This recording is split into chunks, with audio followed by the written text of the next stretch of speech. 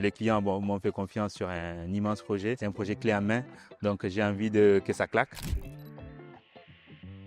Donc la façade, c'est une belle façade avec une partie ici qui sera en bois, qui sera un peu plus haute, avec la belle croix, avec le nom de la pharmacie. Et avec cette casquette qu'on va conserver, on va refaire le bardage pour que ça soit plus beau. Après le travail en façade, les clients, quand ils vont rentrer, ils vont tomber sur un espace ici qui est aménagé comme un petit sas. L'entrée qui sera par la droite, c'est réfléchi comme une grande pharmacie, presque un centre commercial, avec des gondoles qui vont rythmer le passage, avec un axe central qui va permettre de distribuer les espaces et les différentes zones. On arriverait ici, à peu près là, à l'endroit où il y aura les caisses. Ça fait une belle surface de vente avec les comptoirs, les meubles derrière le comptoir, l'entrée technique pour l'arrivée des médicaments ici, les cabines où ils font les soins avec les vaccinations, les téléconsultations, tous les soins qui sont réalisés aujourd'hui dans les pharmacies. Puis ici, on rentre sur le back-office. Il y a tout l'espace arrière des pharmacies qui se passe ici avec du coup un plafond plat ici.